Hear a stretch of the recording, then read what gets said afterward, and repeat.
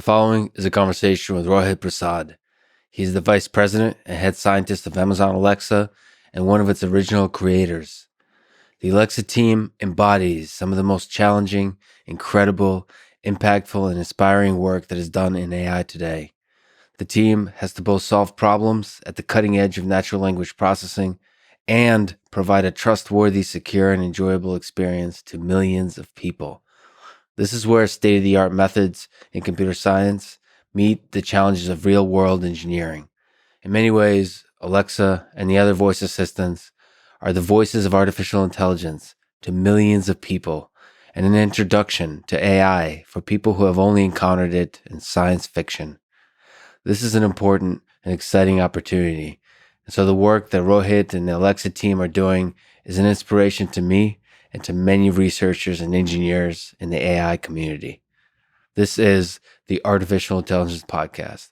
If you enjoy it, subscribe on YouTube, give it 5 stars on Apple Podcast, support it on Patreon, or simply connect with me on Twitter at Lex Fridman, spelled Fridman. If you leave a review on Apple Podcasts especially, but also CastBox or comment on YouTube, consider mentioning topics, people, ideas, questions, quotes in science, tech, or philosophy that you find interesting, and I'll read them on this podcast. I won't call out names, but I love comments with kindness and thoughtfulness in them, so I thought I'd share them. Someone on YouTube highlighted a quote from the Conversation with Ray Dalio, where he said that you have to appreciate all the different ways that people can be A players. This connected with me too. On teams of engineers, it's easy to think that raw productivity is the measure of excellence, but there are others. I've worked with people who brought a smile to my face every time I got to work in the morning. Their contribution to the team is immeasurable.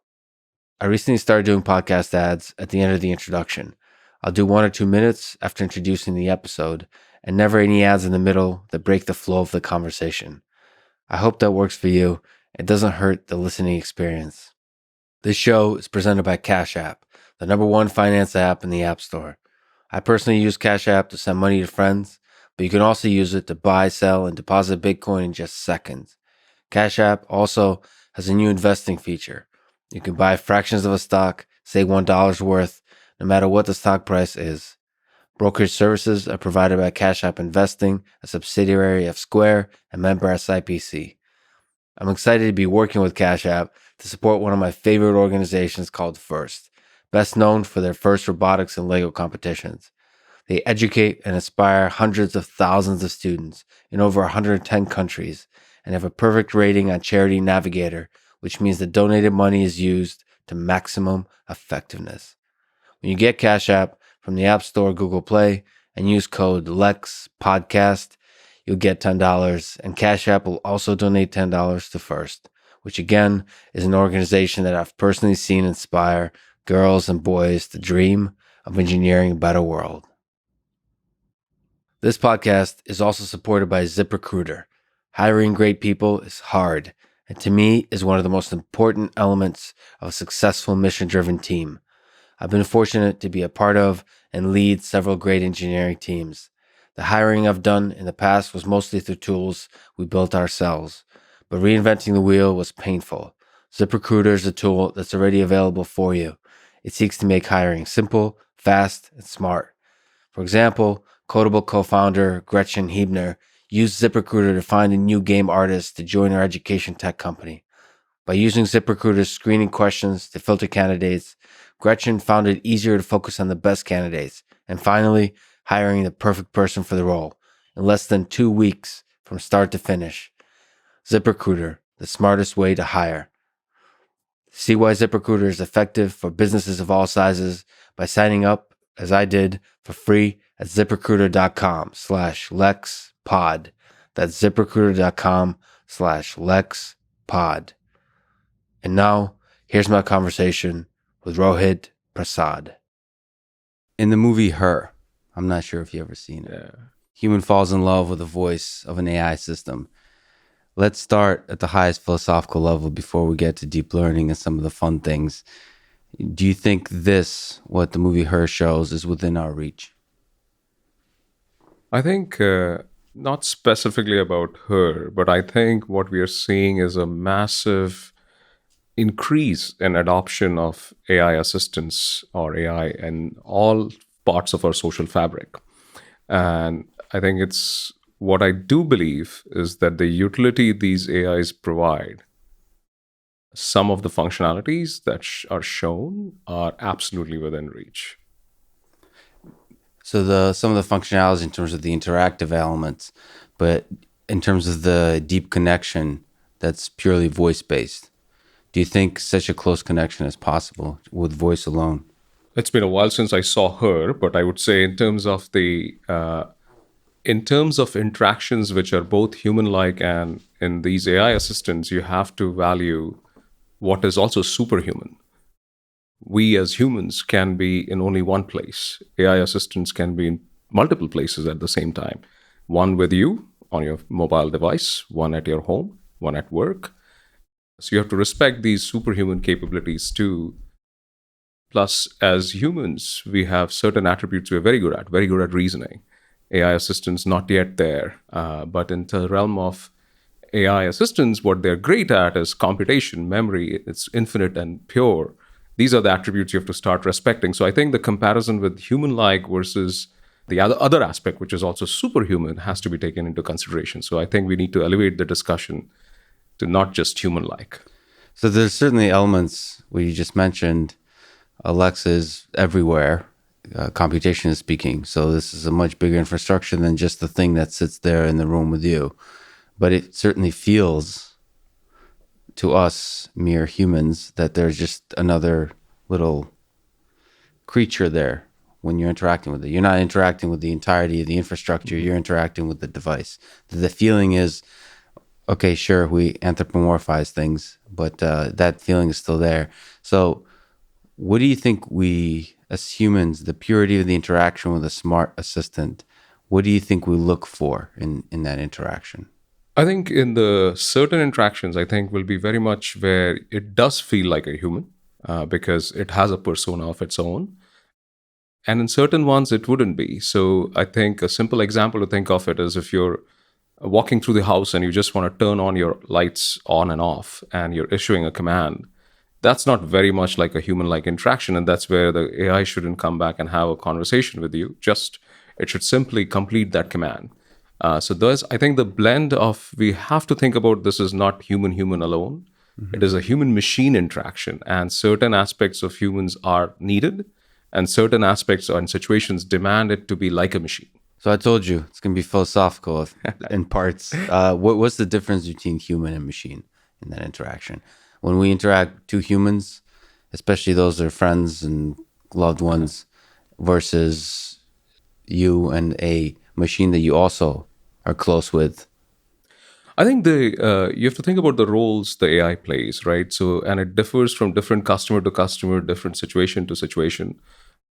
Especially, I can speak from Alexa's perspective. It is a companion, a friend at times, an assistant, and an advisor down the line. So, I think most AIs will have this kind of attributes, and it will be very situational in nature. So, where is the boundary? I think the boundary depends on exact context in which you're interacting with the AI.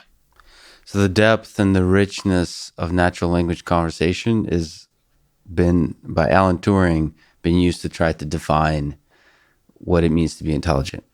You know, there's a lot of criticism of that kind of test, but what do you think is a good test of intelligence in your view in the context of the Turing test and Alexa with the Alexa Prize, this whole realm? Do you think about this human intelligence, what it means to define it, what it means to reach that level?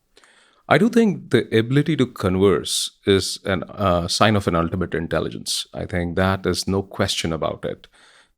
So, if you think about all aspects of humans, there are sensors we have, and those are basically a data collection mechanism. And based on that, we make some decisions with our sensory brains, right? And from that perspective, I think there are elements we have to talk about how we sense the world and then how we act based on what we sense. Those elements clearly machines have. But then there's the other aspects of computation that is way better. I also mentioned about memory again in terms of being near infinite depending on the storage capacity you have. And the retrieval can be extremely fast and pure. in terms of like there's no ambiguity of who did I see when, right? I mean, if you machines can remember that quite well. So it again on a philosophical level, I do subscribe to the fact that be able to converse, and as part of that, to be able to reason based on the world knowledge you've acquired and the sensory knowledge that is there, is definitely very much the essence of intelligence. But intelligence can go beyond human level intelligence based on what machines are getting capable of. So, what do you think, maybe stepping outside of Alexa broadly as an AI field, what do you think is a good test of intelligence? Put it another way, outside of Alexa, because so much of Alexa is a product, is an experience for the customer. On the research side, what would impress the heck out of you if you saw?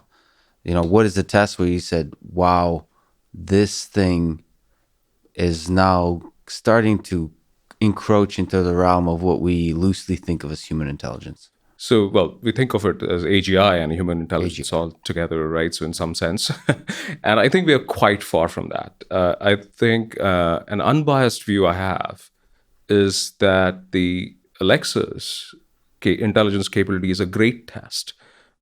I think of it as there are many other proof points like self-driving cars, game playing like Go or chess.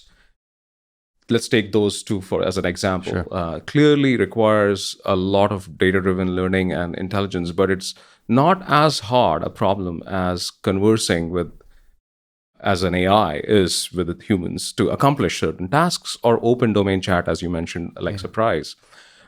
In those settings, the key difference is that the end goal is not defined, unlike game playing. You also do not know exactly what state you are in a particular goal completion scenario. In certain sense, sometimes you can if it is a simple goal, but if you're even certain examples like planning a weekend, or you can imagine how many things change along the way. You look for weather, you may change your mind, and you change the destination, or you want to catch a particular event, and then you decide, no, I want this other event I want to go to. So these dimensions of how many different steps are possible when you're conversing as a human with a machine makes it an extremely daunting problem. And I think it is the ultimate test for intelligence. And don't you think that natural language is enough to prove that conversation? Just pure conversation? From a scientific standpoint, natural language is a great test, but I would go beyond. I don't want to limit it to as natural language as simply understanding an intent or parsing for entities and so forth. We are really talking about dialogue. Dialogue, And, so I would say human-machine dialogue is definitely one of the best tests of intelligence. So, can you briefly speak to the Alexa Prize for people who are not familiar with it, and also just maybe where things stand, and what have you learned, and what's surprising? What have you seen that's surprising from this incredible competition? Absolutely. It's a very exciting competition. Alexa Prize is essentially a grand challenge in conversational artificial intelligence, where we threw the gauntlet to the universities who do active research in the field to say, can you build what we call a social bot that can converse with you coherently and engagingly for 20 minutes? That is an extremely hard challenge, talking to someone in a who you're meeting for the first time, or even if you've met them quite often, to speak at 20 minutes on any topic, an evolving nature of topics, is super hard. We have completed 2 successful years of the competition.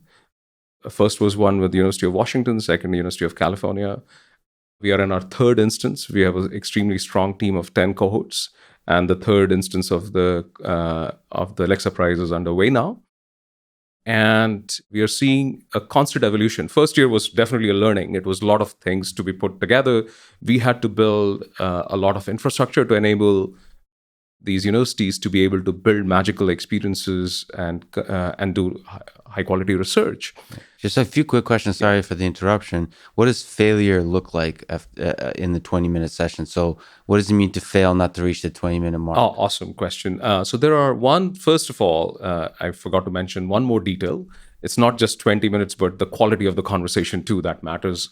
And the beauty of this competition, before I answer that question on what failure means, is first that you actually converse with millions and millions of customers as these social bots. So during the judging phases, there are multiple phases. Before we get to the finals, which is a very controlled judging in a situation where we bring in judges and we have interactors who interact with these social bots. That is a much more controlled setting. But till the point we get to the finals, all the judging is essentially by the customers of Alexa. And there you basically rate on a simple question how good your experience was.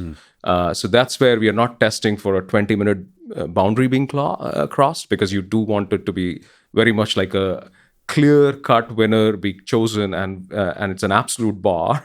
So did you really break that 20-minute barrier is why we have to test it in a more controlled setting with actors, essentially interactors, and see how the conversation goes. So this is why it's a subtle difference between how it's being tested in the field with real customers versus in the lab to award the prize. So on the latter one, what it means is that essentially there are 3 judges, and 2 of them have to say this conversation has stalled, essentially. Got it. And the judges are human experts. Judges are human experts. Okay, great. So this is in the 3rd year. So what's been the evolution? How far? So in the DARPA challenge, in the first year, the autonomous vehicles, nobody finished. In the second year, a few more finished in the desert.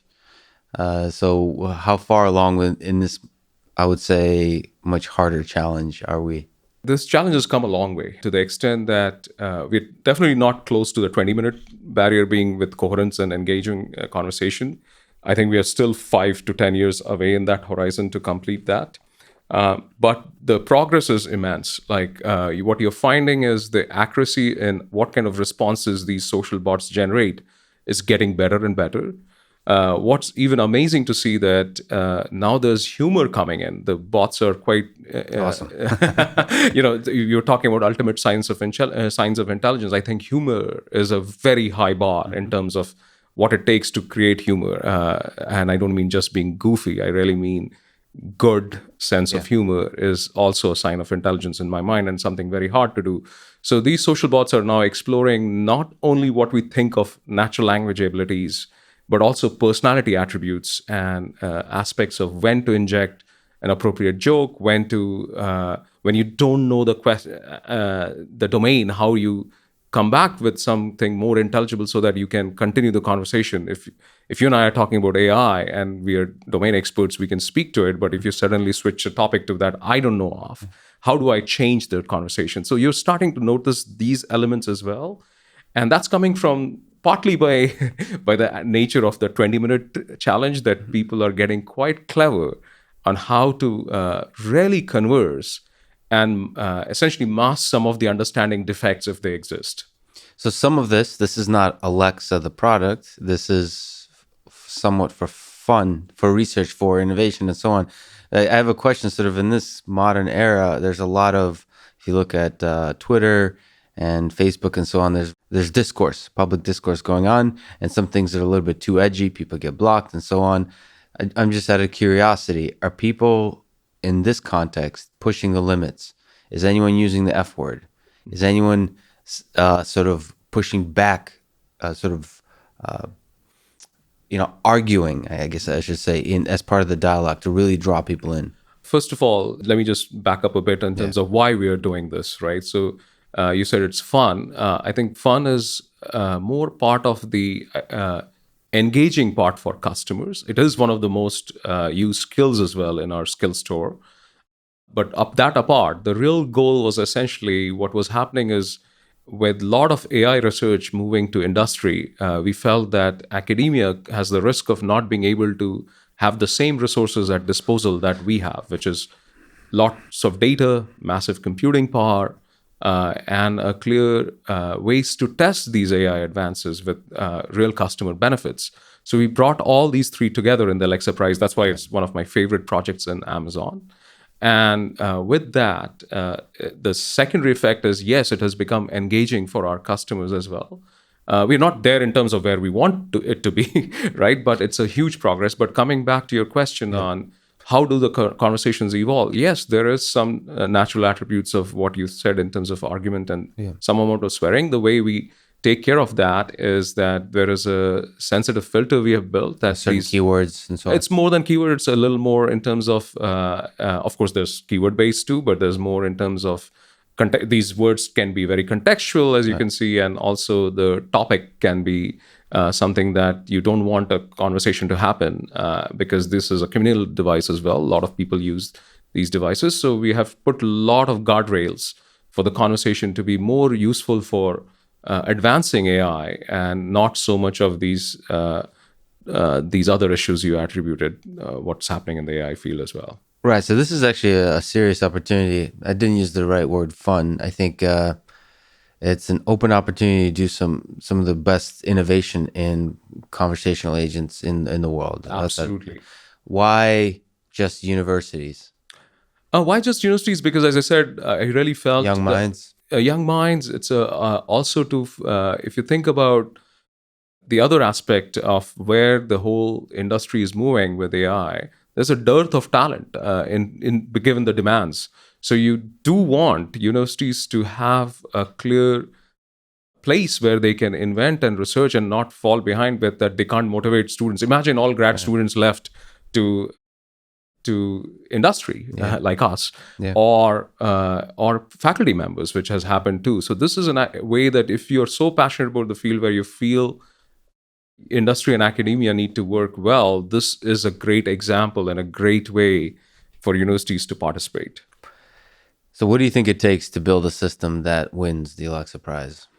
I think you have to start focusing on aspects of reasoning that it is, there are still more lookups of what intents the customers asking for and responding to those rather than really reasoning about the elements of the conversation. For instance, if the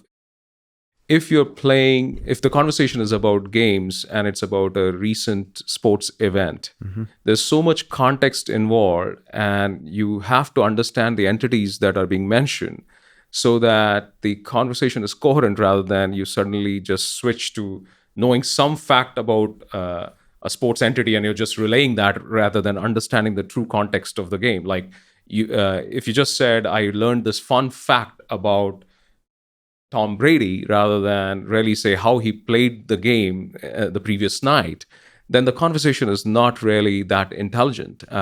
So you have to go to more reasoning elements of understanding the context of the dialogue and giving more appropriate responses, which tells you that we are still quite far, because a lot of times it's more facts being looked up and something that's close enough as an answer, but not really the answer. So that is where the research needs to go more in actual true understanding and reasoning.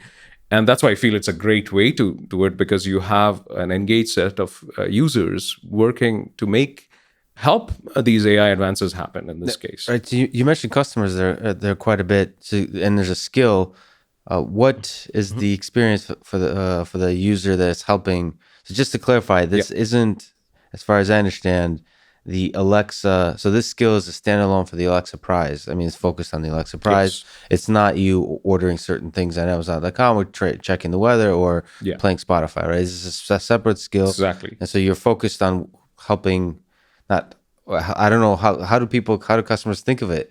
Are they having fun? Are they helping teach the system? What's the experience like? I think it's both, actually. And let me tell you how you invoke this skill. So all you have to say, Alexa, let's chat.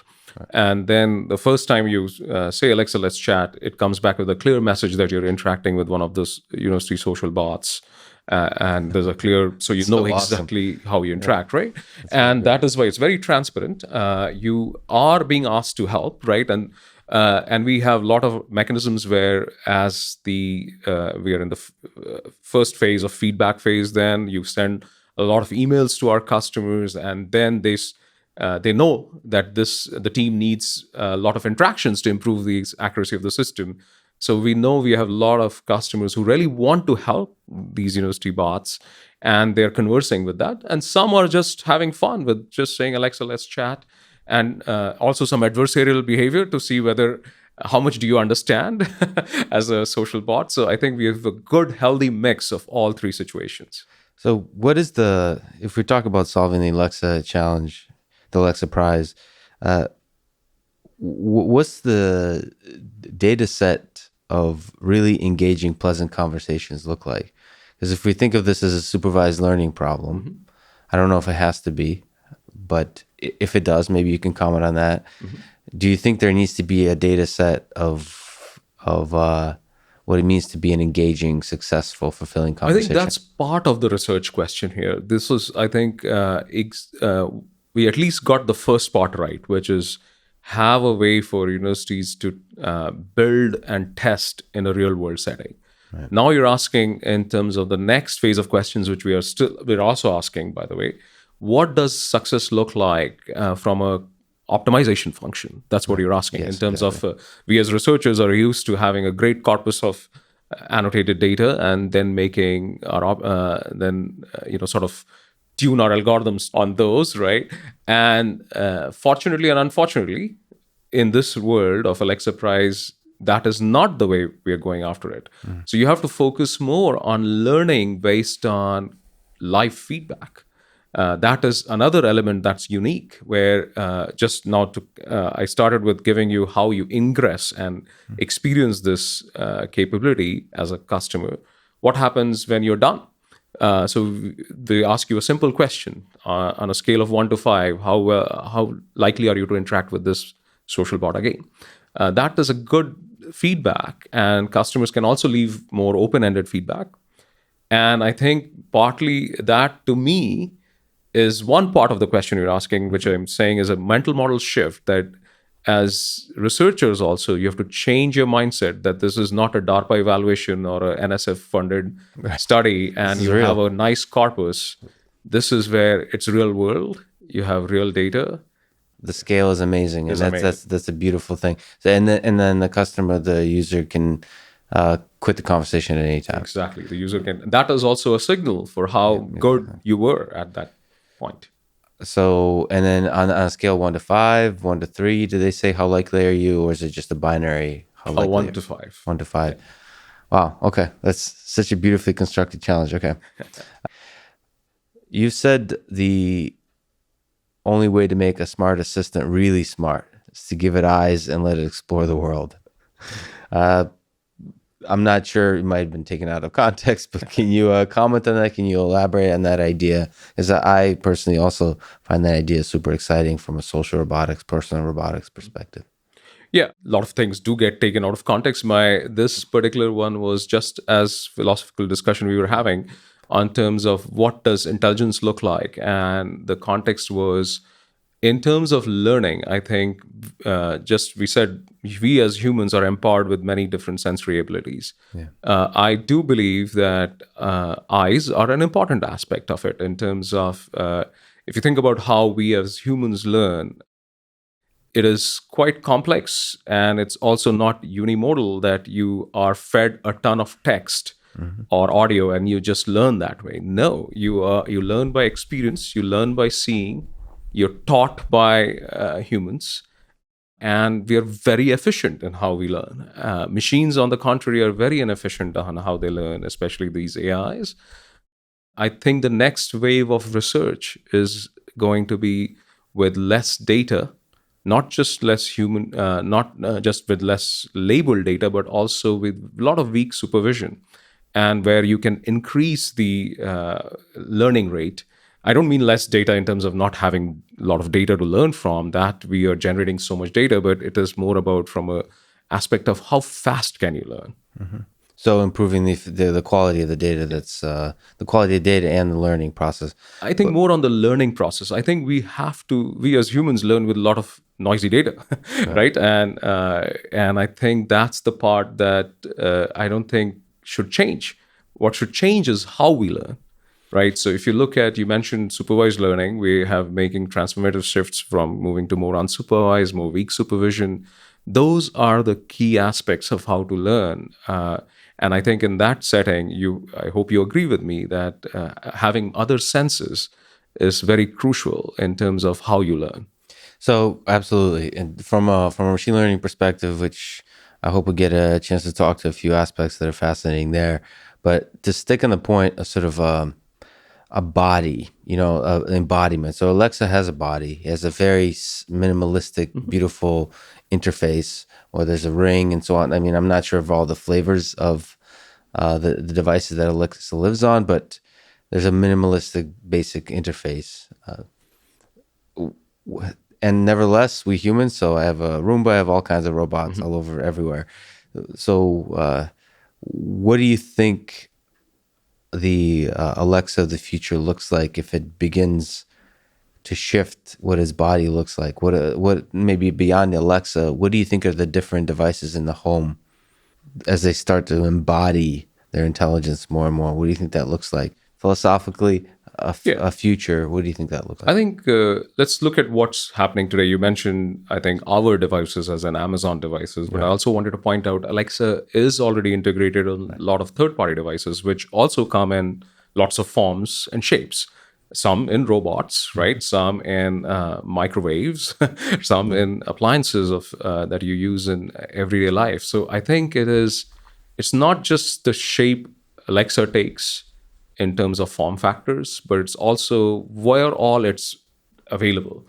And it's getting in cars, it's getting in different appliances in homes, even toothbrushes, right? So I Yeah. think you have to think about it as not a physical assistant.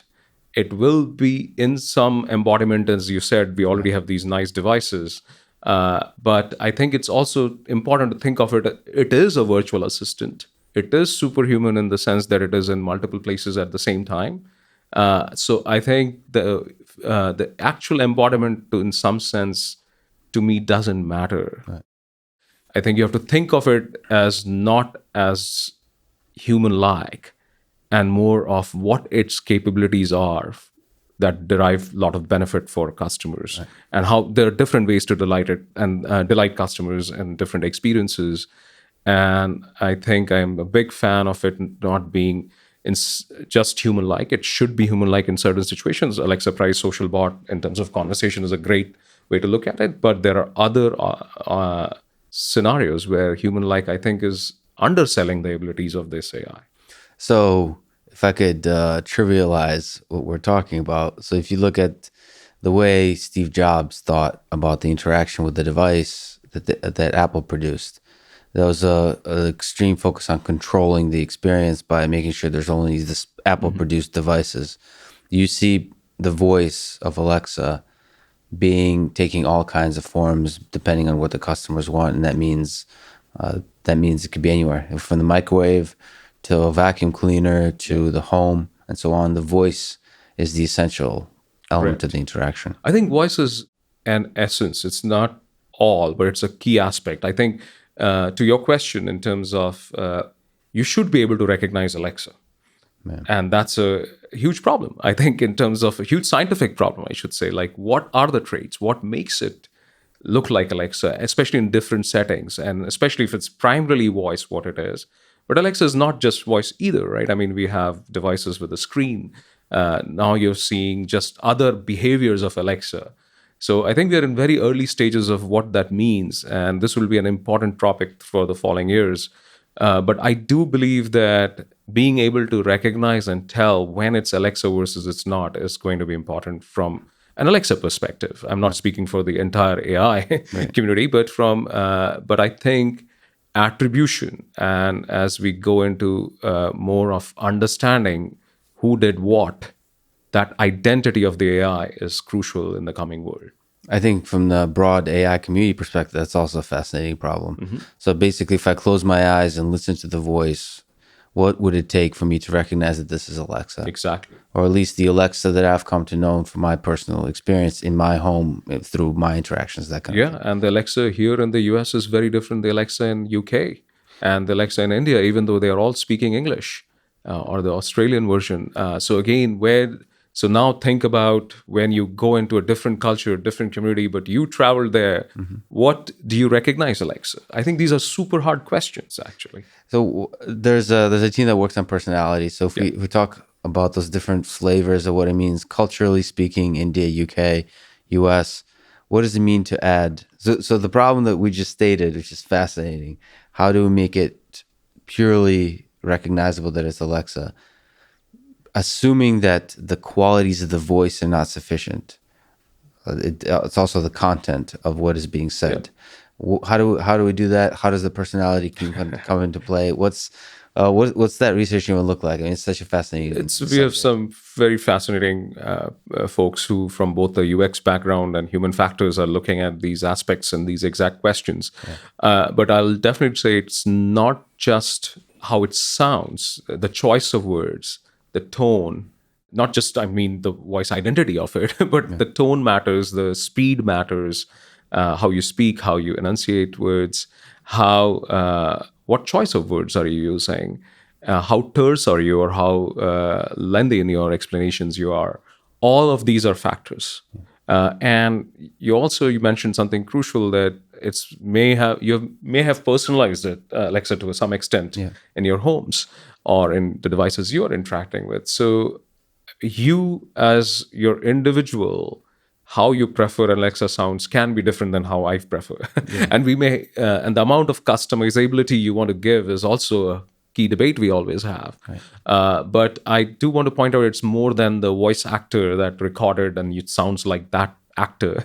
It is more about the choices of words, the attributes of tonality, the volume in terms of how you raise your pitch and so forth.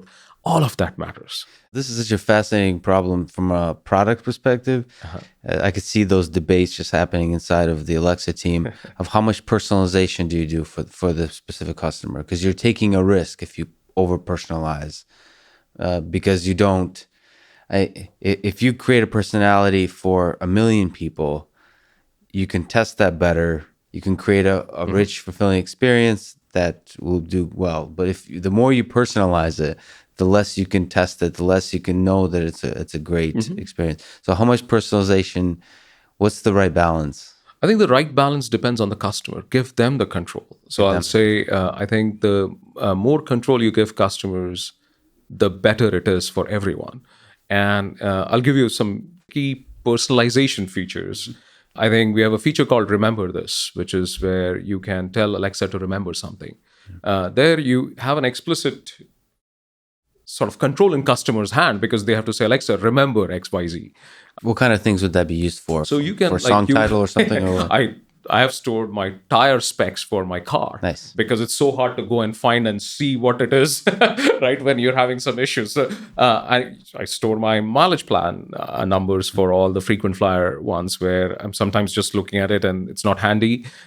So those are my own personal choices I've made for Alexa to remember something on my behalf, right? So again, I think the choice was be explicit about how you provide that to a customer as a control. So I think these are the aspects of what you do. Like, think about where we can use speaker recognition capabilities, that if you taught Alexa that you are Lex and this person in your household is person 2, then you can personalize the experiences. Again, these are very, in the CX customer experience patterns, are very clear about and transparent when a personalization action is happening. And then you have other ways, like you go through explicit control right now through your app, that you have multiple service providers, let's say for music. Which one is your preferred one? So when you say play Sting, depend on whether you have preferred Spotify or Amazon Music or Apple Music, that the decision is made where to play it from. So what's Alexa's backstory from her perspective? Is there I remember just asking, as probably a lot of us are, just the basic questions about love and so on of Alexa, just to see what the answer would be. Just as it feels like there's a little bit of feels like there's a little bit of personality, but not too much. Is Alexa have a metaphysical presence in this human universe we live in, or is it something more ambiguous? Is there a past? Is there a birth? Is there a family kind of idea, even for joking purposes and so on? I think, it does tell you, I should double check this, but if you said, when were you born? We do respond. I need to double check that, but I'm pretty positive about it. I think you do, because I think I've tested that. But that's like HAL Like I was born in a brand of champagne and whatever the year kind Yeah. of thing. Yeah. So, on terms of the metaphysical, I think it's early. Does it have the historic knowledge about herself to be able to do that? Maybe. Have we crossed that boundary? Not yet, right? In terms of being thinking, have we thought about it quite a bit? But I wouldn't say that we have come to a clear decision in terms of what it should look like. But you can imagine, though, and I bring this back to the Alexa Price social bot one. There, you will start seeing some of that. Like these bots have their identity, and in terms of that, you may find, this is such a great research topic that some academia team may think of these problems and start solving them too. So let me ask a question. It's kind of difficult, I think, but it feels fascinating to me because I'm fascinated with psychology. It feels that the more personality you have, the more dangerous it is in terms of a customer perspective, a product. If you want to create a product that's useful, by dangerous, I mean creating an experience that upsets me. And so, how do you get that right? Because if you look at the relationships, maybe I'm just a screwed up Russian, but if you look at the human to human relationship, some of our deepest relationships have fights, have tension, have the push and pull, have a little flavor in them. Do you want to have such flavor in an interaction with Alexa? How do you think about that? So there's one other common thing that you didn't say, but we think of it as paramount for any deep relationship. That's trust. Trust, yeah. So I think if you trust every attribute you said, a fight, some tension, Yeah. is all healthy. But what is sort of unnegotiable in this instance is trust.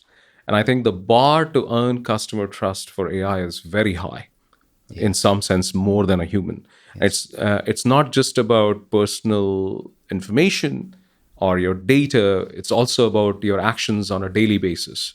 How trustworthy are you in terms of consistency, in terms of how accurate are you in understanding me? Like if you're talking to a person on the phone, if you have a problem with your, let's say, your internet or something, if the person's not understanding, you lose trust right away. You don't want to talk to that person. That whole example gets amplified by a factor of 10 because as when you're a human interacting with an AI, you have a certain expectation. Either you expect it to be very intelligent and then you get upset, why is it behaving this way? Or you expect it to be not so intelligent, and when it surprises you, you're like, really? You're trying to be too smart? So I think we grapple with these hard questions as well. But I think the key is actions need to be trustworthy from these AIs, not just about data protection, your personal information protection, but also from how accurately it accomplishes all commands or all interactions. Well, it's tough to hear because trust, you're absolutely right, but trust is such a high bar with AI systems Yep. because people, and I see this because I work with autonomous vehicles, I mean, the bar that's placed on AI system is unreasonably high. Yeah, that is going to be I agree with you, and I think of it as Challenge. it's a challenge, and it's also keeps my job, right? So from that perspective, I think of it at both sides as a customer and as a researcher. I think as a researcher, yes, occasionally it will frustrate me that why is the bar so high for these AIs, and as a customer, then I say absolutely it has to be that high. Right. So I think that's the trade off we have to balance, but doesn't change the fundamentals that trust has to be earned. And the question then becomes are we holding the AIs to a different bar in accuracy and mistakes than we hold humans? That's going to be a great societal questions for years to come, I think, for us. Well, one of the questions that we grapple as a society now that I think about a lot, I think a lot of people in AI think about a lot, and Alexa's taking on head on is privacy. Is the reality is us giving over data to any AI system can be used to enrich our lives in profound ways. So basically any product that does anything awesome for you would, the more data it has, the more awesome things it can do. And yet, on the other side, people imagine the worst case possible scenario of what can you possibly do with that data. People, boils down to trust, as you said before. There's a fundamental distrust of in certain groups of governments and so on. And depending on the government, depending on who's in power, depending on all these kinds of factors. And so here's Alexa in the middle of all of it, in the home, trying to do good things for the customers. So how do you think about privacy in this context of smart assistants in the home? How do you maintain, how do you earn trust? Absolutely. So, as you said, trust is the key here. So, you start with trust, and then privacy is a key aspect of it. It has to be designed from very beginning about that.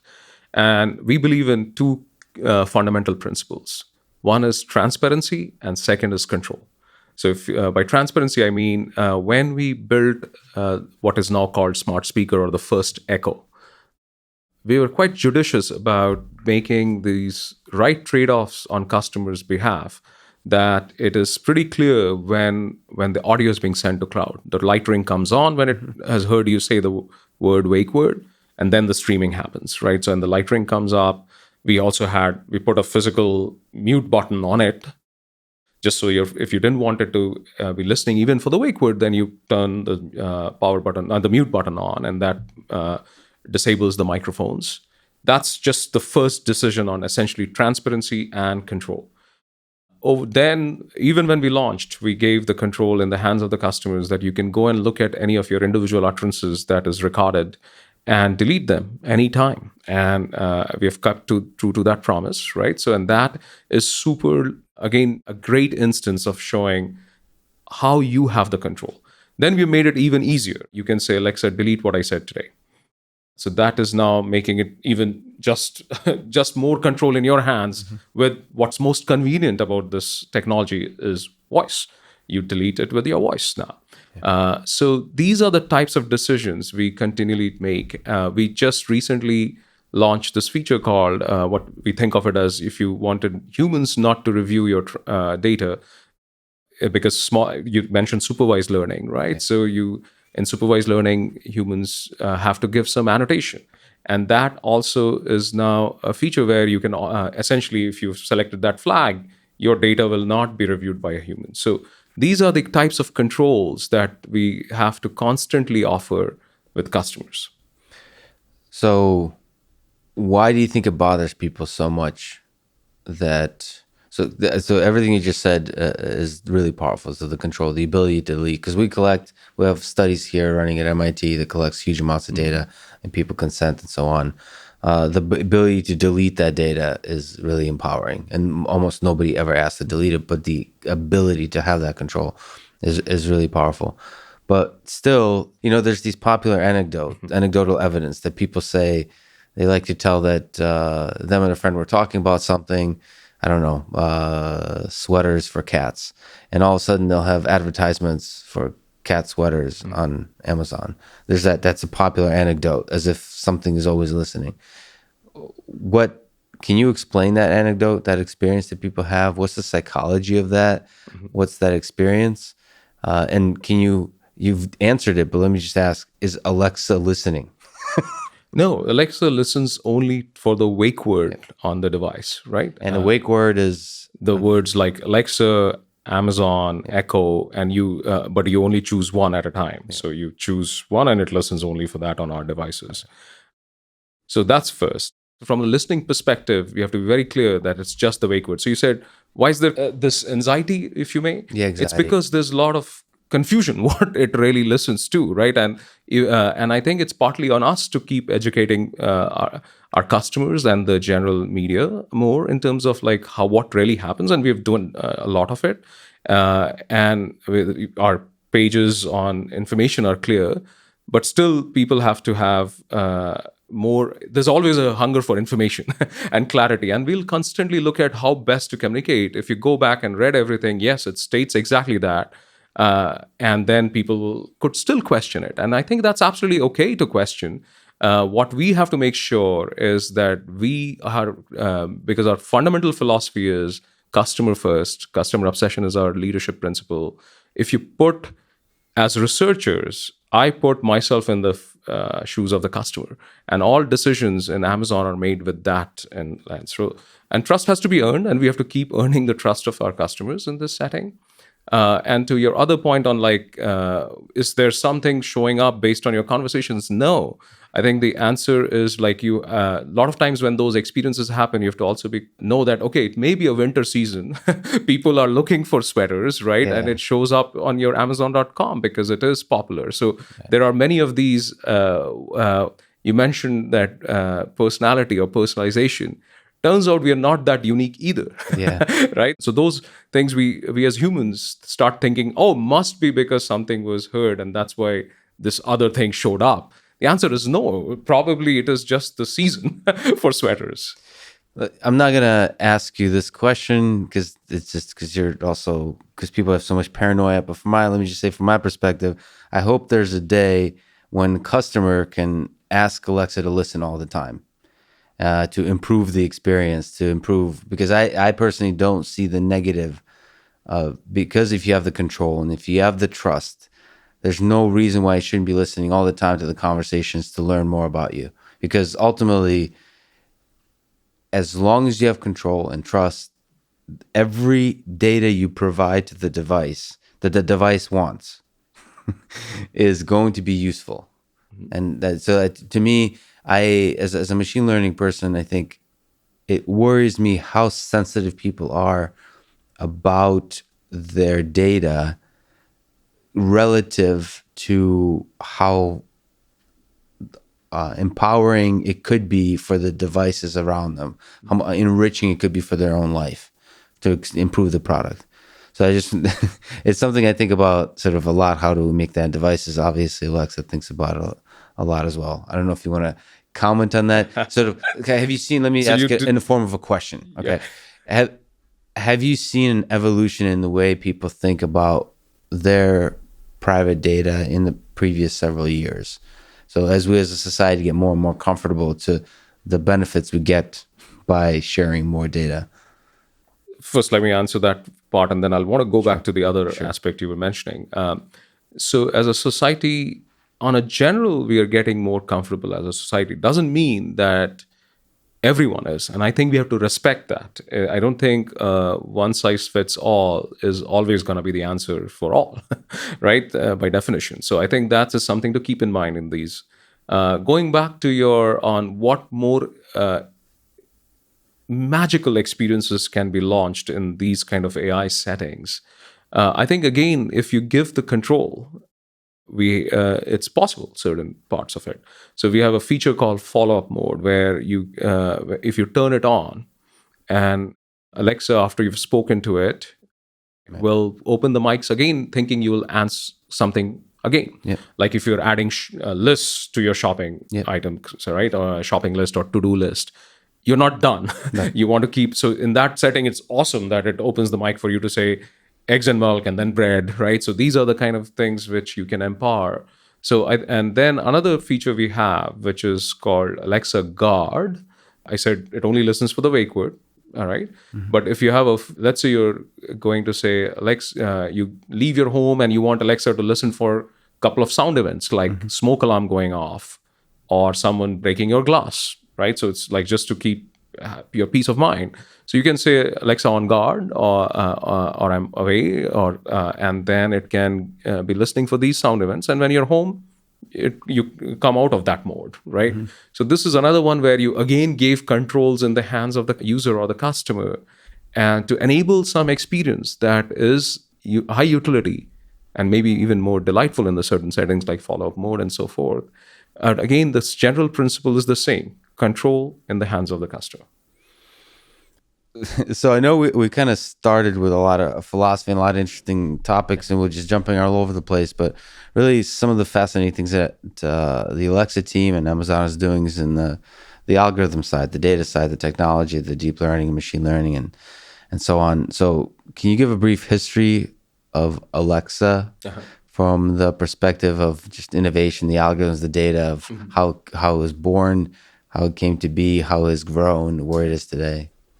Yeah, it starts with in Amazon, everything starts with the customer. And we have a process called working backwards. Alexa, and more specifically than the product Echo, there was a working backwards document essentially that reflected what it would be. Started with a very simple a vision statement, for instance, that morphed into a full-fledged document. Along the way, it changed into what all it can do, right? You can, but the inspiration was the Star Trek computer. So when you think of it that way, everything is possible. But when you launch a product, you have to start with some place. And when I joined, the product was already in conception, and we started working on the far field speech recognition, because that was the first thing to solve. By that we mean that you should be able to speak to the device from a distance, and in those days that wasn't a common practice. And even in the previous research world I was in, was considered to an unsolvable problem then, in terms of whether you can converse from a length.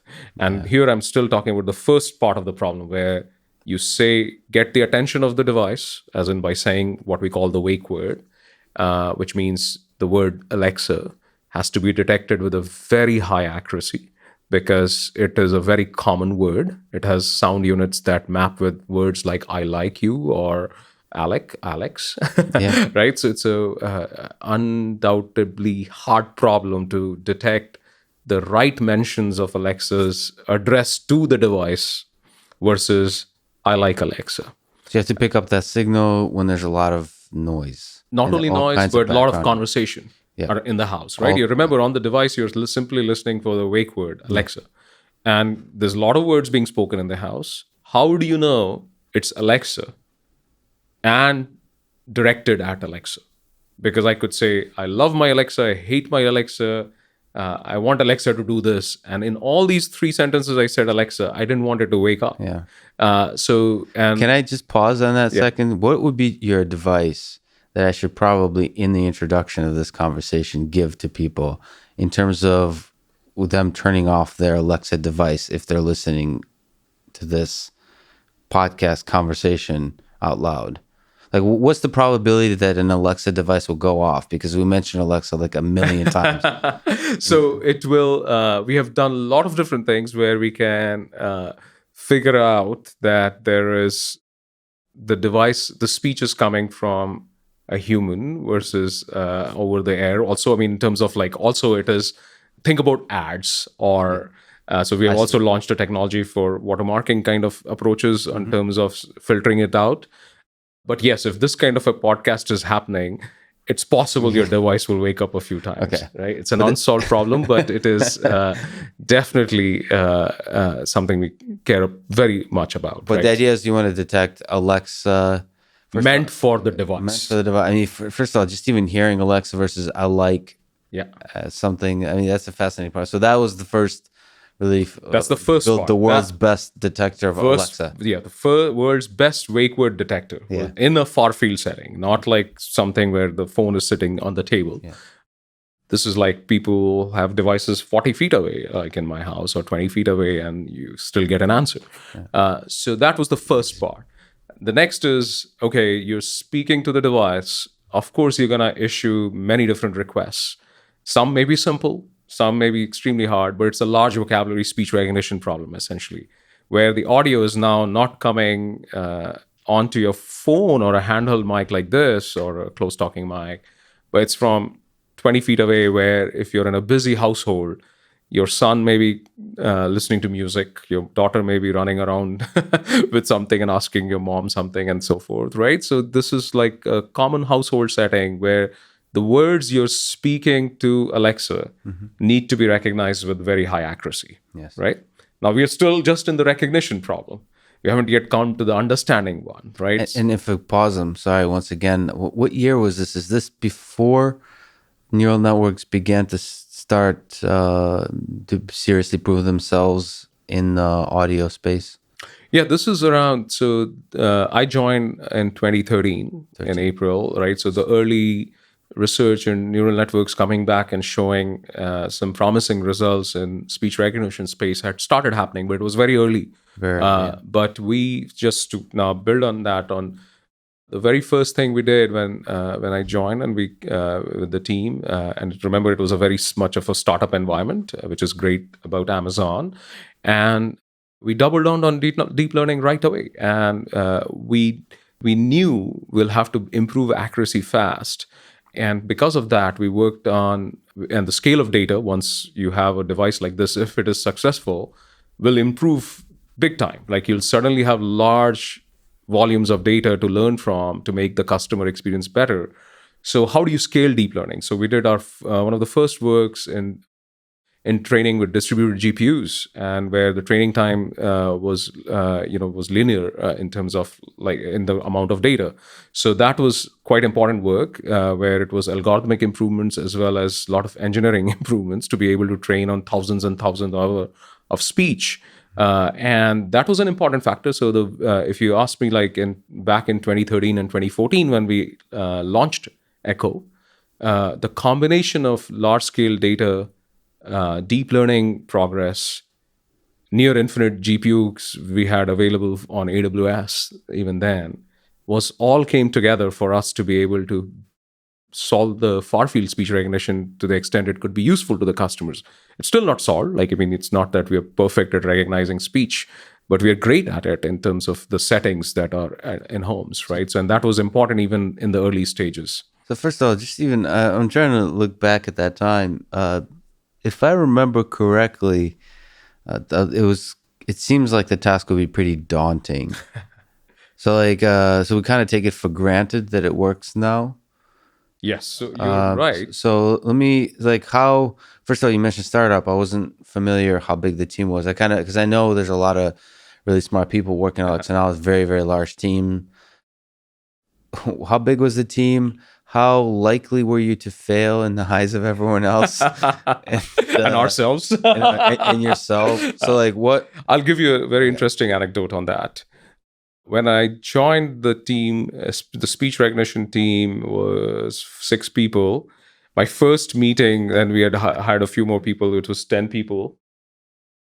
9 out of 10 people thought it can't be done. Right? Who was the one? The one was me. Okay. And actually, I should say, and one was semi-optimistic. Yeah. And 8 were trying to convince, let's go to the management and say, let's not work on this problem. Let's work on some other problem, like either telephony speech for customer service calls and so forth.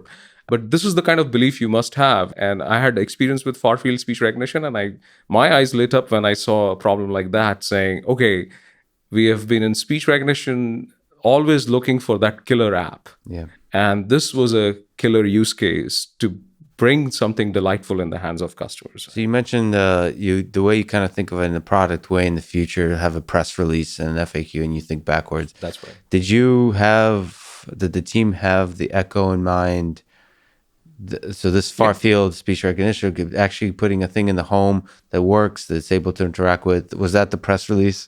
What was the... Very, very close, I would say, in terms of the, as I said, the vision was Star Trek computer, right? Yeah. So, or the inspiration. And from there, I can't divulge all the exact specifications, but one of the first things that was magical on Alexa was music. It brought me back to music because my taste was still in when I was in undergrad. Right, so I still listened to those songs, and it was too hard for me to be a music fan with a phone, right? So I hate things in my ear. So from that perspective, it was quite hard, and music was part of the at least the documents I've seen, right? So from that perspective, I think yes, in terms of our how far are we from the original vision? I can't reveal that, but that's why I have a ton of fun at work, because every day we go in and thinking like these are the new set of challenges to solve. Yeah, it's a great way to do great engineering, as you think of the press release. I like that idea, actually. Yeah. Maybe we'll talk about it a bit later, but it's just a super nice way to have focus. I'll tell you this, you're a scientist, and a lot of my scientists have adopted that. Yeah. They love it. Yeah. As a process, because it was very, as scientists, you're trained to write great papers, but they are all after you've done the research or you've proven, and your PhD dissertation proposal is something that comes closest, or a DARPA proposal or a NSF proposal is the closest that comes to a press release. But that process is now ingrained in our scientists, which is delightful for me to see. You write the paper first and then make it happen. That's right. I mean, in fact, it's not state-of-the-art results. or you leave the results section open, but you Yeah. have a thesis about here's what I expect, Yes. right? And here's what it will change, Yeah. right? So I think it is a great thing. It works for researchers as well. Yeah. So far field recognition. Yeah. What was the big leap? What were the breakthroughs, and what was that journey like to today? Yeah, I think as you said, first there was a lot of skepticism on whether far field speech recognition will ever work to be good enough, right? And what we first did was got a lot of training data in a far field setting, and that was extremely hard to get because none of it existed. So how do you collect data in far field setup, right? With no customer base at With this no time. customer base, right? So that was first innovation. And once we had that, the next thing was, okay, if you have the data, first of all, we didn't talk about like what would magical mean in this kind of a setting? What is good enough for customers, right? That's always, since you've never done this before, what would be magical? So it wasn't just a research problem. You had to put some, in terms of accuracy and customer experience features, some stakes on the ground saying, here's where I think it should get to. So you established a bar, and then how do you measure progress towards it, given you have no customers right now? Right. So from that perspective, we went, so first was the data without customers. Second was doubling down on deep learning as a way to learn. And I can just tell you that the combination of the two cut our error rates by a factor of 5 from where we were when I started to within 6 months of having that data. At that point, I got the conviction that this will work, right? So because that was magical in terms of when it started working, and that reached the magical, came close to the magical bar, to the bar, right? That we felt would be where people will use it, which was critical because you really have one chance at this. If we had launched in November 2014 is when we launched, if it was below the bar, I don't think this category exists if you don't meet the bar. Yeah, and I just having looked at voice-based interactions like in the car or earlier systems, it's a source of huge frustration for people. In fact, we use voice-based interaction for collecting data on subjects to measure frustration. Yeah. So as a training set for computer vision, for face data, so we can get a data set of frustrated people. That's right. That's the best way to get frustrated people, is having them interact with a voice-based system in the car. So that bar, I imagine, was pretty high. Was very high, and we talked about how also errors are perceived from AIs versus errors by humans. But we are not done with the problems that ended up we had to solve to get it to launch. So do you want the next one? Yeah, what's the next one? So the next one was what I think of as multi-domain natural language understanding. It's very, I wouldn't say easy, but it is during those days, solving it, understanding in one domain, a narrow domain, was doable. But for these multiple domains like music, like information, other kinds of household productivity, alarms, timers, even though it wasn't as big as it is in terms of the number of skills Alexa has, and the confusion space has like grown by 3 orders of magnitude, it was still daunting even those days. And again, with no customer base yet. Again, no customer base. So now you're looking at meaning understanding and intent understanding and taking actions on behalf of customers based on their requests. And that is the next hard problem. Even if you have gotten the words recognized, how do you make sense of them? In those days, there was still a lot of emphasis on rule-based systems for writing grammar patterns to understand the intent. But we had a statistical first approach even then, where for our language understanding, we had, in even those starting days, an entity recognizer and an intent classifier, which was all trained statistically. In fact, we had to build the deterministic matching as a follow-up to fix bugs that statistical models have, right? So it was just a different mindset where we focused on data-driven statistical understanding. Wins in the end if you have a huge data set. Yes, it is contingent on that. And that's why it came back to how do you get the data? Before customers, the fact that this is why data becomes crucial to get to the point that you have the understanding system built up. And notice that we were talking about human machine dialogue, and even those early days, even it was very much transactional, do one thing, one shot utterances in great way. There was a lot of debate on how much should Alexa talk back in terms of if you misunderstood you, or you said play songs by the Stones, and let's say it doesn't know, early days knowledge can be sparse. Who are the Stones, right? It's the Rolling Stones, Yeah, right? yeah. So, and you don't want the match to be Stone Temple Pilots or Rolling Stones, right? So you don't know which one it is. So these kind of other signals to now there we had great assets, right, from Amazon in terms of UX, like what is it? What kind of? Yeah, how do you solve that problem? in terms of what we think of it as an entity resolution problem, right? So because which one is it, right? I mean, the even if you figured out the Stones as an entity, Yeah. you have to resolve it to whether it's the Stones or the Stone Temple Pilots or some other Stones. Maybe I misunderstood. Is the resolution the job of the algorithm, or is the job of UX communicating with the human to help the resolution? Well, there is both, right? It is you want 90% or high 90s to be done without any further questioning or UX, right? So, but that it's absolutely okay. Just like as humans, we ask the question, I didn't understand you, Lex.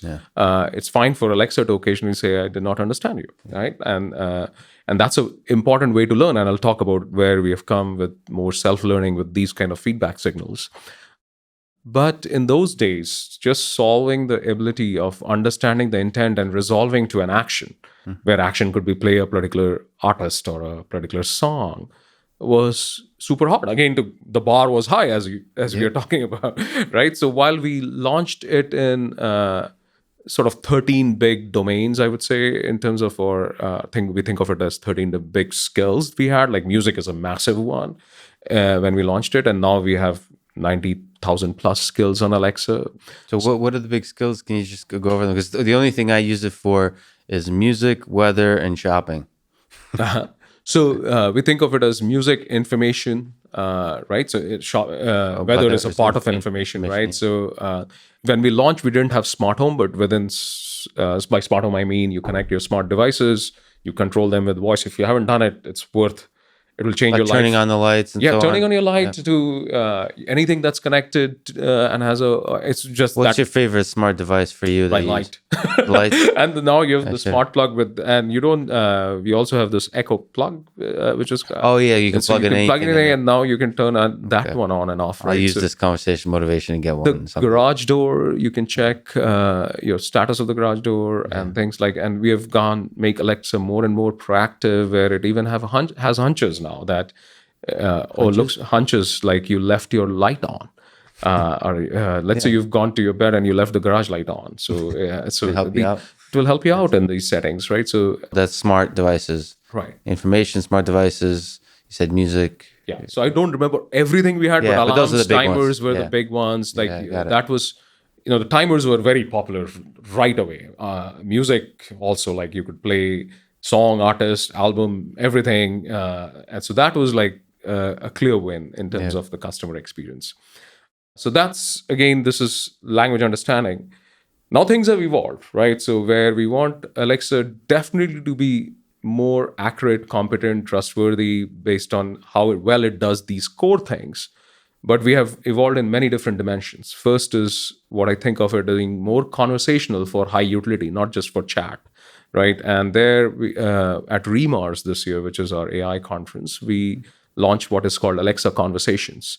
That is providing the ability for developers to author multi-turn experiences on Alexa with no code, essentially, where in terms of the dialogue code. Initially, it was like, all these IVR systems, you have to fully author if the customer says this, do that, right? So the whole dialogue flow is hand authored.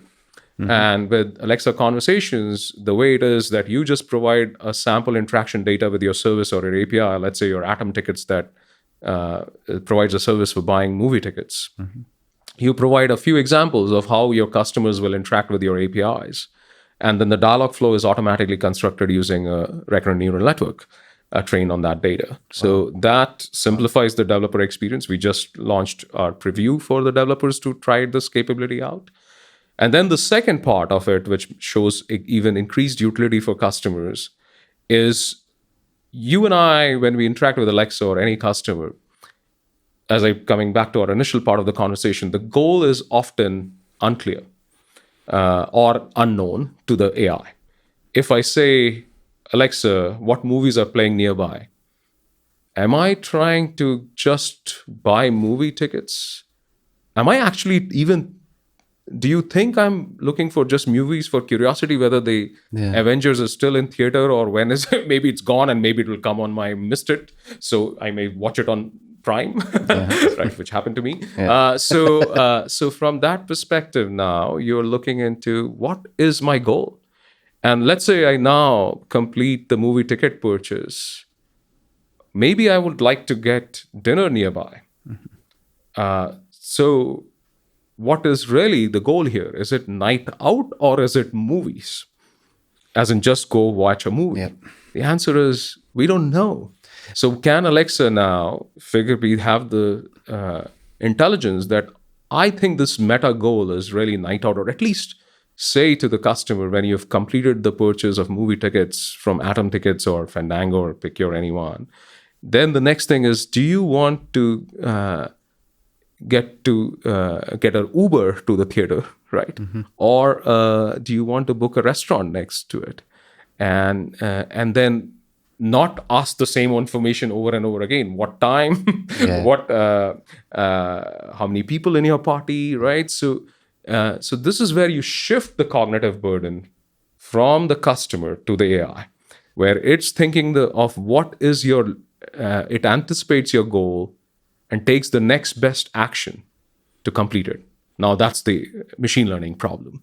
But essentially, the way we solved this first instance, and we have a long way to go to make it scale to everything possible in the world. But at least for this situation, it is from at every instance, Alexa is making the determination whether it should stick with the experience with Atom Tickets or offer or you, based on what you say, whether either you have completed the interaction or you said, no, get me an Uber now. So it will shift context into another experience or skill or another service. So that's a dynamic decision making that's making Alexa, you can say, more conversational for the benefit of the customer rather than simply complete transactions which are well thought through. You as a customer has fully specified what you want to be accomplished. It's accomplishing that. So it's kind of as would do this with pedestrians, right? Intent modeling is predicting what your possible goals are and what's the most likely goal, and then switching that depending on the things you say. So my question is it seems maybe it's a dumb question, but it would help a lot if Alexa remembered what I said previously. Right. Is it trying to use some memory for the customer? Yeah, it is using a lot of memory within that. So right now, not so much in terms of, okay, which restaurant do you prefer, right? That is a more long-term memory, but within the short-term memory, within the session, it is remembering how many people did you. So if you said buy 4 tickets, now it has made an implicit assumption that you need at least 4 seats at a restaurant. Right. So these are the kind of context it's preserving between these skills, but within that session. But you're asking the right question in terms of, for it to be more and more useful, it has to have more long-term memory. And that's also an open question. And again, these are still early days. So for me, I mean, everybody's different, but I'm definitely not representative of the general population in the sense that I do the same thing every day. Like I eat the same, I do everything the same thing. Wear the same thing clearly, this or the black shirt. So it's frustrating when Alexa doesn't get what I'm saying because I have to correct her every time the exact same way. This has to do with certain songs. Like she doesn't know certain weird songs I like, and doesn't know. I've complained to Spotify about this. Talked to the RD, head of RD at Spotify, Stairway to Heaven. I have to correct it every time. It really? doesn't play Led Zeppelin correctly. It plays a cover of Stairway to Heaven. So You should send me your next time it fails. Feel free to send it to me. We'll take care of it. Okay. Well, you know Because what? Led Zeppelin is one of my favorite brands. awesome. It works for me, so I'm like shocked it doesn't work for you. This is an official bug report. I'll make it public. I'll make everybody retweet it. We're gonna fix the Stairway to Heaven problem. Anyway, but the point is, I'm pretty boring and do the same things, but I'm sure most people do the same set of things. Do you see Alexa sort of utilizing that in the future for improving the experience? Yes, and not only utilizing, it's already doing some of it. We call it where Alexa is becoming more self-learning. So Alexa is now auto-correcting millions and millions of utterances in US without any human supervision involved. The way it does it is, let's take an example of a particular song didn't work for you. What do you do next? It played the wrong song and you said, Alexa, no, that's not the song I want. Or you say, Alexa, play you try it again. And that is a signal to Alexa that she may have done something wrong. And from that perspective, we can learn if there's that failure pattern or that action of song A was played when song B was requested. Yes. And it's very common with station names because play NPR, you can have N be confused as an M. And then for a certain accent like mine, people confuse my N and M all the time. And because I have a Indian accent, they're confusable to humans. It is for Alexa too. And in that part, but it starts autocorrecting. Yes. And we correct a lot of these automatically without a human looking at the failures. Yeah, so one of the things that's for me missing in Alexa, I don't know if I'm a representative customer, but every time I correct it, it would be nice to know that made a difference. Yes. You know what I mean? Like yes. sort of like I heard you like sort of some acknowledgement of that. We work a lot with Tesla. We study autopilot and so on. And a large amount of the customers that use Tesla autopilot, they feel like they're always teaching the system. They're almost excited by the possibility that they're teaching. I don't know if Alexa customers generally think of it as they're teaching to improve the system. I think, and that's a really powerful thing. Again, I would say it's a spectrum. Right. Some customers do think that way, and some would be annoyed by Alexa acknowledging that. Or so there's no one. While there are certain patterns, not everyone is the same in this way. But we believe that customers helping Alexa is a tenet for us in terms of improving it, and more self-learning is by this is like fully unsupervised, right? There is no human in the loop and no labeling happening, and based on your actions as a customer, Alexa becomes smarter.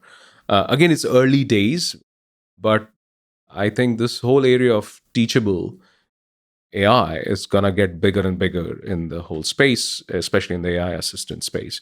So that's the second part where I mentioned more conversational. This is more self-learning. Mm-hmm. The third is more natural. And the way I think of more natural is we talked about how Alexa sounds. And and we have done a lot of advances in our text-to-speech by using neural network technology for it to sound very human-like. From the individual texture of the sound to the timing, the tonality, the tone, everything. The whole thing. I would think in terms of there's a lot of controls in each of the places for the speed of the voice, the prosthetic patterns, the actual smoothness of how it sounds. All of those are factored, and we do a ton of listening tests to make sure it works that. But naturalness, how it sounds should be very natural.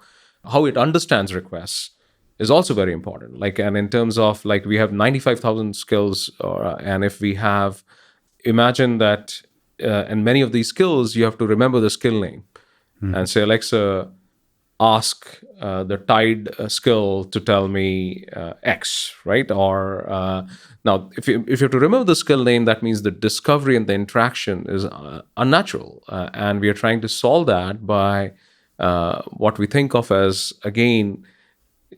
this was. You don't have to have the app metaphor here. These are not individual apps, right? Even though you're not sort of opening one at a time and interacting. So it should be seamless because it's voice. And when it's voice, you have to be able to understand these requests independent of the specificity, like a skill name. And to do that, what we have done is again built a deep learning based capability where we shortlist a bunch of skills when you say, Alexa, get me a car. And then we figure it out, okay, it's meant for an Uber skill versus a Lyft or based on your preferences. And then you can rank the responses from the skill and then choose the best response for the customer.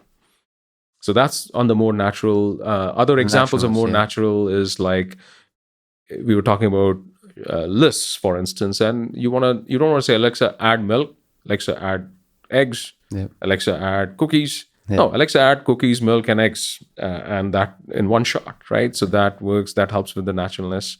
We talked about memory, like if you said, you can say, Alexa, remember, I have to go to mom's house. Or you may have entered a calendar event through your calendar that's linked to Alexa.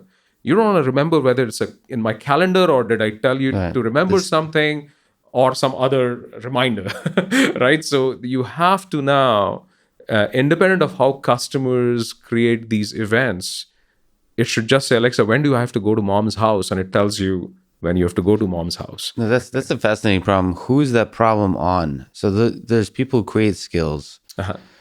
Who's tasked with integrating all of that knowledge together so the skills become seamless? Is it the creators of the skills, or is it is it an infrastructure that Alexa provides problem? It's both. I think the large problem in terms of making sure your skill quality is high, that has to be done by our tools, because so these skills, just to put the context, they are built through Alexa Skills Kit, which is a self-serve way of building an experience on Alexa. This is like any developer in the world could go to Alexa Skills Kit and build an experience on Alexa. Like if you're a Domino's, you can build a Domino's skills, for instance, that does pizza ordering. When you have authored that, you do want to now, if people say, Alexa, open Domino's, or Alexa, ask Domino's to get a particular type of pizza, that will work, but the discovery is hard. You can't just say, Alexa, get me a pizza, and then Alexa figures out what to do. That latter part is definitely our responsibility in terms of when the request is not fully specific, how do you figure out what's the best skill or a service that can fulfill the customer's request? And it can keep evolving. Imagine going to the situation I said, which was the night out planning, that the goal could be more than that individual request that came.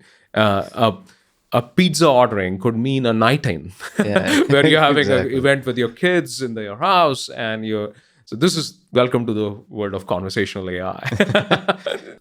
This is super exciting because it's not the academic problem of NLP, of natural language processing, understanding, dialogue. This is like real world.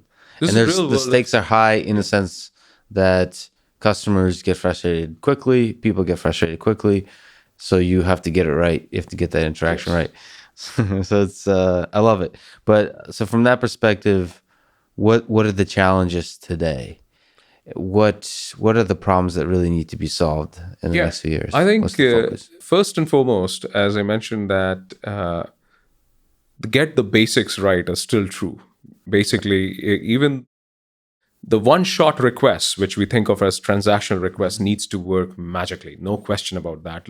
If it doesn't turn your light on and off, you'll be super frustrated. Even if I can complete the night out for you and not do that, that is unacceptable as a customer, right? So that you have to get the foundational understanding going very well. The second aspect, when I said more conversational, is, as you imagine, is more about reasoning. It is really about figuring out what the latent goal is of the customer based on what I have the information now and the history. And what's the next best thing to do? So that's a complete reasoning and decision-making problem. Just like your self-driving car, but the goal is still more finite. Here, it evolves. Your environment is super hard and self-driving, and the cost of a mistake is huge. Here, but there are certain similarities. But if you think about how many decisions Alexa is making or evaluating at any given time, it's a huge hypothesis space. And we're only talked about so far about what I think of reactive decision in terms of you asked for something and Alexa is reacting to it. If you bring the proactive part, which is Alexa having hunches. So any given instance, then it's really a decision at any given point based on the information. Alexa has to determine what's the best thing it needs to do. So these are the ultimate AI problem about decisions based on the information you have. Do you think, just from my perspective, 'cause I work a lot with sensing of the human face. Do you think they'll, and we touched this topic a little bit earlier, but do you think it'll be a day soon when Alexa can also look at you to help improve the quality of the hunch it has, or at least detect frustration, or detect, improve the quality of its perception of what you're trying to do? I mean, let me again bring back to what it already does. We talked about how, based on you barge in over Alexa, clearly it's a very high probability it must have done something wrong. That's Yes, why you yes. barged in. The next extension of whether frustration is a signal or not, of course, is a natural thought in terms of how that should be a signal to You can get that from voice. you I can guess, get from voice, but it's very hard. Like, I mean, frustration as a signal historically, if you think about emotions of different kinds, there's a whole field of affective computing, something that MIT has also done a lot of research in, is super hard. And you're now talking about a far field device, as in you're talking to a distance, noisy environment. And in that environment, it needs to have a good sense for your emotions. This is a very, very hard problem. very hard problem, but you haven't shied away from hard problems. So we're gonna. So deep learning has been at the core of a lot of this technology. Are you optimistic about the current deep learning approaches to solving the hardest aspects of what we're talking about, or do you think there will come a time where new ideas need to, if we look at reasoning, so OpenAI, DeepMind, a lot of folks are now starting to work in reasoning, trying to see how it can make neural networks reason. Do you see that new approaches need to be invented to take the next big leap? Absolutely. I think there has to be a lot more investment in, I think, in many different ways. And there are these, I would say, nuggets of research forming in a good way, like learning with less data, or like zero-shot learning, one-shot learning. And the active learning stuff you've talked about is yes. Incredible stuff. So transfer learning is also super critical, especially when you're thinking about applying knowledge from one task to another, or one language to another, right? It's really ripe. So these are great pieces. Deep learning has been useful too, and now we are sort of marrying deep learning with transfer learning and active learning. Of course, that's more straightforward in terms of applying deep learning in an active learning setup. But I do think, in terms of now looking into more reasoning-based approaches, is going to be key for our next wave of the technology. But there is a good news. The good news is that I think, for keeping on to delight customers, that a lot of it can be done by prediction tasks. Yes. So we haven't exhausted that. So we don't need to give up on the deep learning approaches for that. So that's just, I wanted to sort of creating a rich, fulfilling, amazing experience that makes Amazon a lot of money, and everybody a lot of money, because it does awesome things. Deep learning is enough. The point. I don't think so. No, I wouldn't say deep learning is enough. I think, for the purposes of Alexa accomplish the task for customers, I'm saying there are still a lot of things we can do with prediction-based approaches that do not reason. Right? I'm not saying that, and we haven't exhausted those. But for the kind of high utility experiences that I'm personally passionate about, of what Alexa needs to do, reasoning has to be solved to the same extent as you can think of natural language understanding and speech recognition, to the extent of understanding intents has been how accurate it has become. But reasoning, we are very, very early days. Let me ask it another way. How hard of a problem do you think that is? Hardest of them. I would say hardest of them, because, again, the hypothesis space is really, really large. And when you go back in time, like you were saying, I want Alexa to remember more things. That once you go beyond a session of interaction, which is, by session I mean a time span, which is today, to versus remembering which restaurant I like, and then when I'm planning a night out, to say, do you want to go to the same restaurant? now you're up the stakes big time. And this is where the reasoning dimension also goes way, way bigger. So you think the space, maybe elaborating that a little bit, just philosophically speaking, do you think when you reason about trying to model what the goal of a person is in the context of interacting with Alexa, you think that space is huge? It's huge. Absolutely huge. Do you think so? Like another sort of devil's advocate would be that we human beings are really simple, and we all want like just a small set of things. And so, do you think it's possible? Because we're not talking about a fulfilling general conversation. Perhaps actually the Alexa Prize is a little bit It more is. about after that. Creating a customer, like there's so many of the interactions, it feels like are clustered in groups that don't require general reasoning. I think, yeah, you're right in terms of the head of the distribution of all the possible things customers may want to accomplish. But the tail is long and it's diverse, right? So from There's that, many long tails. so from that perspective, I think you have to solve that problem. Otherwise, and everyone's very different. Like, I mean, we see this already in terms of the skills, right? I mean, if you're an avid surfer, which I am not, right? But somebody is asking Alexa about surfing conditions, right? And there's a skill that is there for them to get to, right? That tells you that the tail is massive, like in terms of like what kind of skills people have created. It's humongous in terms of it, and which means there are these diverse needs. And when you start looking at the combinations of these, right, even if you had pairs of skills, and 90,000 choose two, it's still a big set of combinations. You're going. So I'm saying there's a huge to do here now, and I think customers are, wonderfully frustrated with things, and you have to keep getting to do better things for them. So and they're not known to be super patient, so you have to do it fast. You have to do it fast. Yeah. So you've mentioned the idea of a press release, the research and development, Amazon, Alexa and Amazon in general. You kind of think of what the future product will look like and you kind of make it happen. You work backwards. So can you draft for me, you probably already have one, but can you make up one for 10, 20, 30, 40 years out that you see the Alexa team putting out? Just in broad strokes, something that you dream about. I think let's start with the 5 years first, right? So, and I'll get to the 40 is too. Because I'm pretty sure you have a real 5-year one. That's why I didn't want to. But yeah, in broad strokes, let's start with 5 I think years. the 5 year is where, I mean, I think of in these spaces, it's hard, especially if you're in thick of things, to think beyond the 5-year space, because a lot of things change, right? I mean, if you ask me 5 years back, will Alexa will be here? I wouldn't have. I think it has surpassed my imagination of that time, right?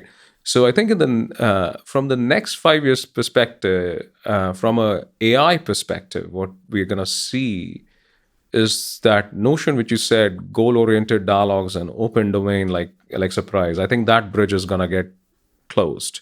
They won't be different, and I'll give you why that's the case. You mentioned shopping. How do you shop? Do you shop in one shot? Sure, your AA batteries, paper towels. Yes. How long does it take for you to buy a camera? You do a ton of research. Yeah. Then you make a decision. So is that a goal-oriented dialogue when somebody says, Alexa, find me a camera? Is it simply inquisitiveness? Right. So even in something that you think of it as shopping, which you said you yourself use a lot of, if you go beyond where it's reorders or items where you sort of are not brand conscious and so forth. Yeah. So that was just in shopping. Yeah, just to comment quickly, I've never bought anything through Alexa that I haven't bought before on Amazon on the desktop after I clicked in read a bunch of reviews, that kind of stuff. Right. So it's repurchased. So now you think in even for something that you felt like is a finite goal, I think the space is huge because even products, the attributes are many. And you want to look at reviews, some on Amazon, some outside, some you want to look at what CNET is saying or Another consumer forum is saying about even a product, for instance, right? So that's just shopping, where you could argue the ultimate goal is sort of known. And we haven't talked about, Alexa, what's the weather in Cape Cod this weekend?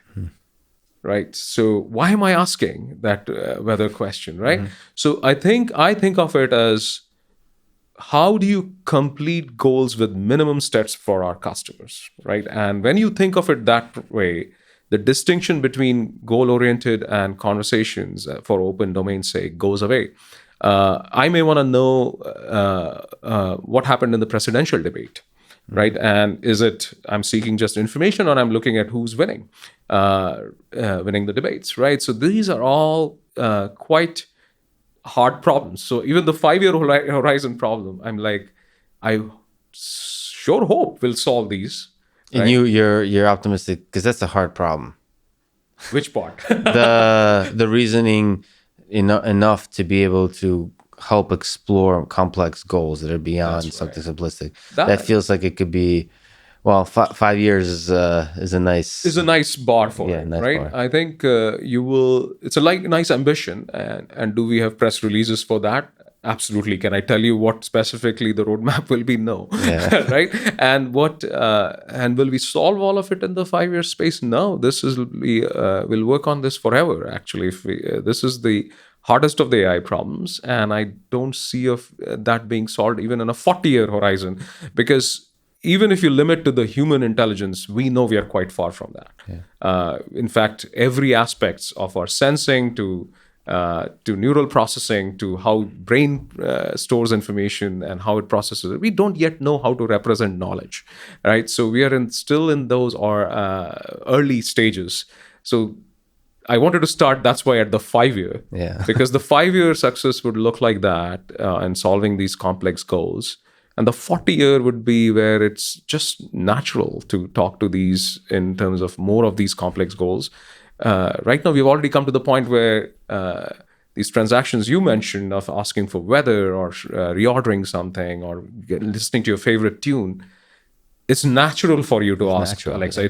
It's now unnatural to pick up your phone, right? And that, I think, is the first 5-year transformation. The next 5-year transformation would be, okay, I can plan my weekend with Alexa, or I can plan my next meal with Alexa, or my next night out with seamless effort.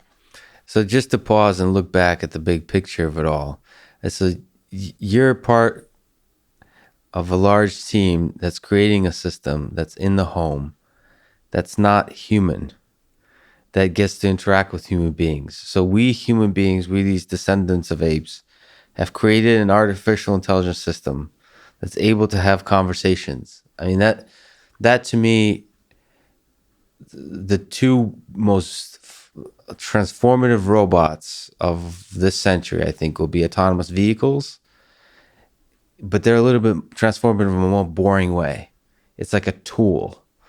I think conversational agents in the home is like an experience. How does that make you feel that you're at the center of creating that? Do you sit back in awe sometimes? What is your feeling about the whole mess of it? Can you even believe that we're able to create something like this? I think it's a privilege. I'm so fortunate, like where I ended up, right? And it's been a long journey. Like, I've been in this space for a long time in Cambridge, right? And it's so heartwarming to see the kind of adoption conversational agents are having now. 5 years back, it was almost like, should I move out of this because Yes. we are unable to find this killer application that customers would love, that would not simply be a good to have thing in research labs. And it's so fulfilling to see it make a difference to millions and billions of people worldwide. The good thing is that it's still very early.